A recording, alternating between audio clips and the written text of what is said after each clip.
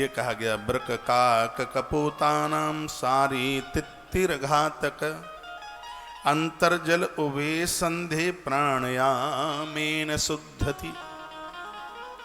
इसमें कहा गया है भेड़िया कौआ, कौआ का मरना ये ठीक नहीं है बिल्कुल। भेड़िया कौआ कबूतर, कबूतर को दाना डालना सुबह है लेकिन कबूतर को पालना बिल्कुल ठीक नहीं है। महात्मा पराशर कहते हैं कौआ कबूतर मैना और एक तीतर, एक ये पंछी होता है, अब आजकल नहीं होता।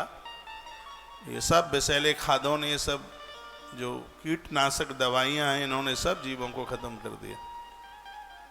तीतर, इनको मारने से या ये मर गए हैं, इनकी मृत्यु होने पर पानी में कमर भर जल में खड़े होकर के भगवान के नाम का जप किया जाएगा, प्राणायाम किया जाएगा, भगवान सूर्य नारायण का दर्शन किया जाएगा। 3 घंटा खड़े होकर के पानी में, कमर के ऊपर पानी में, जल में, बहती हुई नदी के जल में खड़े होकर के 3 घंटा सूर्य नारायण भगवान के सामने खड़े होकर जब किया जाएगा, तब इस अपराध से मुक्ति मिलेगी। कौन कौन है? कौआ, कबूतर, मैना और तीतर, यदि इनकी मृत्यु किसी भी प्रकार से यदि हमसे हुई है तो ये इसके प्रायश्चित की बात कही गई है। बात समझ में आ रही है? आ रही हो तो गर्दन हिलाओ, बोलिए बांके बिहारी लाल की। अब फिर कहा गया है कि और कौन है? गीद, एक पंछी होता है बाज, गीद, बाज, खरगोश और उल्लू, यदि यह किसी भी प्रकार से मर जाते हैं तो इसका भी प्रायश्चित यह है कि 24 घंटे तक पानी तक छोड़ना पड़ेगा, जल भी नहीं ग्रहण करना होगा। गीद, बाज पक्षी, खरगोश और उल्लू, इनको मारना बहुत ज्यादा अशुभ बताया गया है, बहुत ज्यादा अशुभ बताया। मर जाएं या मार दिए गए हैं, अपराध तो दोनों में ही है।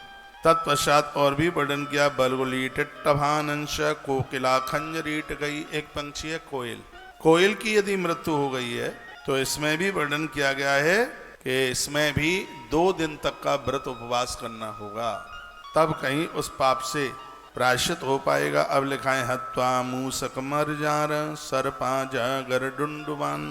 अब यह भी समझ लीजिए जो कौन कौन है इनका, नीलकंठ को मारने का भी बहुत बड़ा दोष है। नीलकंठ, नीलकंठ की यदि मृत्यु हो गई है किसी भी प्रकार से, इसमें 1 दिन और 1 रात्रि इसमें भी भोजन न करने का विधान बताया गया है, इसमें अन्न छोड़ना पड़ेगा। अहोरात्र कहते हैं दिन और रात्रि दोनों को मिला करके, उसको अहोरात्रि कहते हैं। भेरुण चास मंसाच पारावतक पिंजलम पक्षणाम चैव सर्वेशा अहोरात्रि भोजनम, 24 घंटे के लिए अन्न छोड़ना पड़ेगा।